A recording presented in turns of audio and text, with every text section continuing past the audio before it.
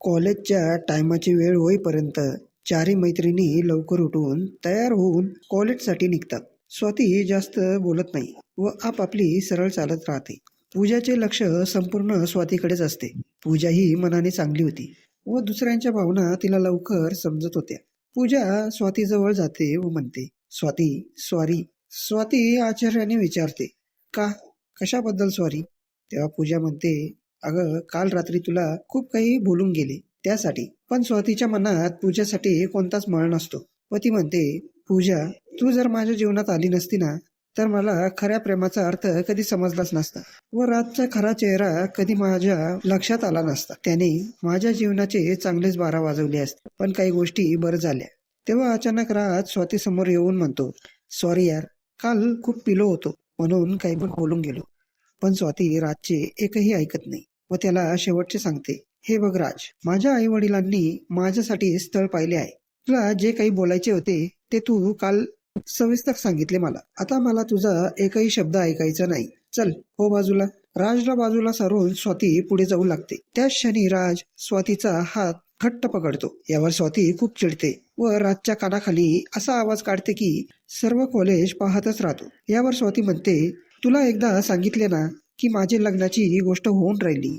इतके बोलून स्वाती पुढे जाऊ लागते. तेव्हा राज म्हणतो, थांब, तुला लग्न करण्याची खूप हौस आहे वाटतं.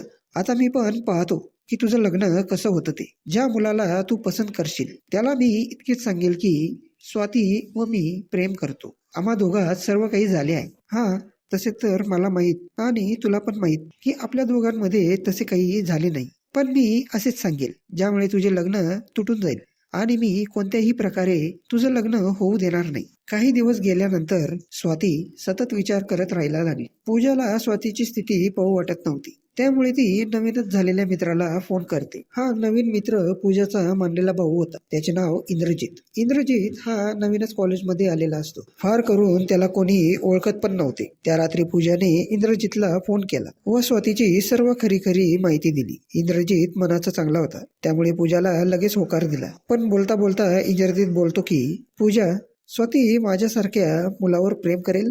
कारण ज्याचे मन दुखी व तुटलेले असते ते लवकर कोणाचा विचार करीत नाही. यावर पूजा म्हणते, अरे दादा, मला तुझा स्वभाव आवडला होता व स्वाती ही चांगली मुलगी आहे म्हणून मी तुला फोन केला. फोन ठेवण्याच्या आधी पूजा इतकेच बोलते की हा इंद्रा, फक्त उद्या लवकर कॉलेजमध्ये ये, बाकीचे सर्व मी पाहून घेईल. फोन ठेवल्यानंतर पूजा मुद्दामून म्हणते, अगं स्वाती, आता मला तुझ्या फोनवर एका मुलाचा कॉल आला होता. तो मला हेच विचारायचा, स्वाती आहे का, स्वाती आहे का. त्याला विचारले कोण आहे तू, तर त्याने लगेच फोन ठेवून दिला. यावर स्वाती म्हणते की मला तर तो राजच वाटतो, कारण त्यालाच माझा नंबर माहिती आहे. मी राजशिवाय कोणालाच माझा वैयक्तिक नंबर दिला नाही. यावर पूजा म्हणते, आवाजावरून तो राज नव्हता आणि दुसरी गोष्ट म्हणजे त्याने त्याचे नाव. इतके बोलून पूजा शांत होऊन जाते. यावर स्वाती म्हणते, शांत का झालीस, सांग ना त्याचे नाव. पूजा ही स्वातीचे मन तपासण्यासाठी म्हणते, जाऊ दे ग, असेल कोणी. यावर स्वाती म्हणते, तुला सांगायचे नाही ना तर नको सांगू,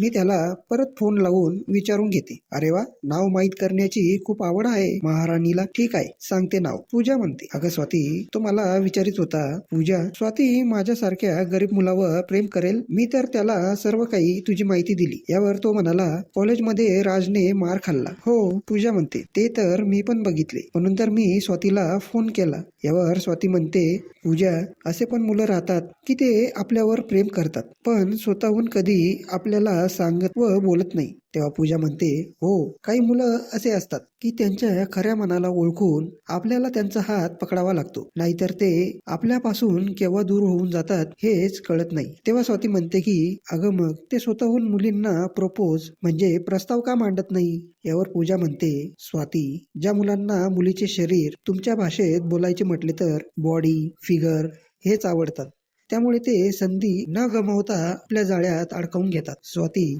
आत्ता ज्या मुलाने फोन केला त्याने तुझा चेहरा कालच पाहिला, पण तुझे डोळे तो रोज पाहतो. त्याला तुझा चेहरा नाही तर तुझे डोळे त्याला आवडतात. तो फक्त तुझ्या डोळ्यांवरच प्रेम करतो. आणि आनंदाची गोष्ट अशी आहे, तो तुझ्या जातीचा आहे. तसे तर प्रेमाला जात नसते, पण तुमच्या प्रेमाला कोणतीच बाधा नाही. बिनधास्त प्रेम करा. हा स्वाती, पण त्याला कधी तू धोका देऊ नकोस. तो खूप कोमल मनाचा आहे आणि उद्या तो तुला भेटण्यास येत आहे. 1 महिन्यापासून तुझी वाट पाहतो आहे. आता तू त्याच्यावर प्रेम करशील किंवा नाही हे तर मला माहित नाही. यावर स्वाती म्हणते, मी त्याला बघितले नाही, त्याचे नाव मला माहित नाही, मग मी अशा मुलावर प्रेम कसे काय करू. यावर पूजा म्हणते, शहरातील मुलींना शरीराशिवाय दुसरे काही सुचत नाही. अगं वेडी, राजपेक्षा 10 पटीने चांगला आहे. राजचे नाव फक्त राज आहे आणि याचे नाव इंद्रजीत आहे. आणि सर्वात मोठा राजा तर हा झाला, समजला आता. यावर स्वाती म्हणते, आभारी डार्लिंग, केव्हाची नाव सांगत नव्हती, बरोबर नाव काढलं की नाही, ते पण तुझ्याच तोंडून. यावर दोघी जणी